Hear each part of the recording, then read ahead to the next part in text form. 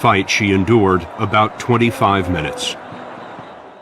There was no doubt in my mind that I was in the process of dying. I thought, not only am I going to die here, but it's going to be just a torturous death that's going to go on forever and ever and ever. Laura was dragged along by the mob until they were stopped by a fence.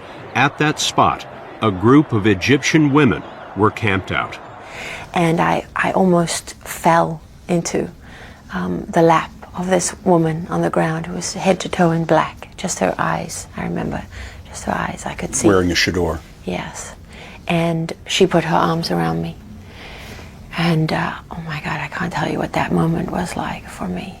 I wasn't safe yet because the mob was still trying to get at me. But now it wasn't just about me anymore. It was about their women. And that was what saved me, I think.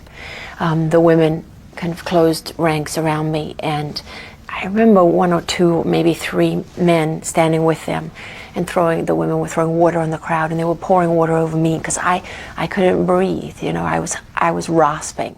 By this time, her team had convinced a group of soldiers to go in after her. Finally, some soldiers fought their way through the crowd with batons, beating the mob back, and that was the moment I thought, I have a chance to get out of here alive. And I grabbed the first soldier and I did not let him go. Boy, I was not letting go of him. And I'm screaming and hysterical. I'm like a wild thing at this point. I mean, you imagine my hair is everywhere because they've tried to tear my scalp to pieces. My clothes are shredded. I'm filthy, black with dirt from going down into the filth. The soldiers took you out of there? That one soldier that I was holding on to, he threw me over his back, and they still had to beat the mob back to get through it, back to the tank where they had more soldiers. What happened in that moment when you first were reunited with the rest of the crew? I remember Max going down on his knees in front of me, and he said, "I'm so sorry. I'm so sorry." By the time producer Max McClellan saw Laura, she was in the arms of one of the drivers, dangling as if her legs were broken. She looked like a rag doll. She looked completely limp. She looked like someone who was physically, emotionally, and mentally spent, overwhelmed. The soldiers drove Laura and her 60 Minutes team back to their hotel where a doctor examined her. She was basically sore everywhere, head to toe. It was like she had been through some sort of grinder. The next morning, Max and Laura flew back to the U.S. When you landed in Washington, you didn't go home.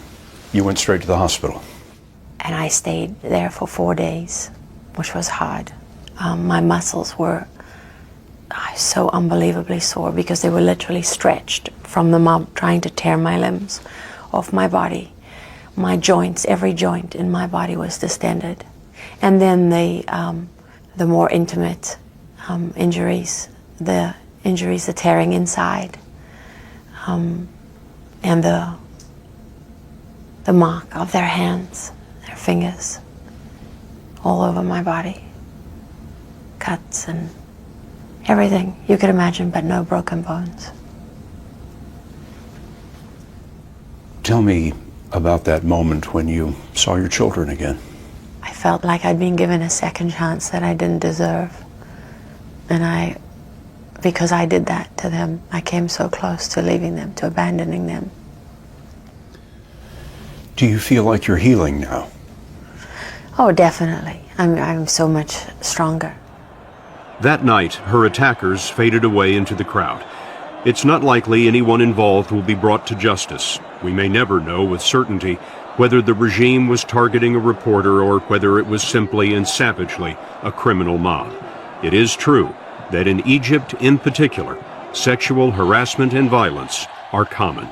I had no idea how endemic, that it is so rife, so widespread, that so many Egyptian men admit to sexually harassing women and think it's completely acceptable, in fact blame the women for it. Why are you telling this story now? One thing that I'm extremely proud of, that I didn't intend, is when my female colleagues stood up and said that I'd broken the silence on what all of us have experienced but never talk about. What did they mean by that? That women never complain about incidents of sexual violence because you don't want someone to say, well, women shouldn't be out there. But I think there are a lot of women who experience these kind of things as journalists, and they don't want it to stop them from doing their job because they do it for the same reasons as me. They're committed to what they do. They're not adrenaline junkies. You know, they're not glory hounds. They do it because they believe in being journalists.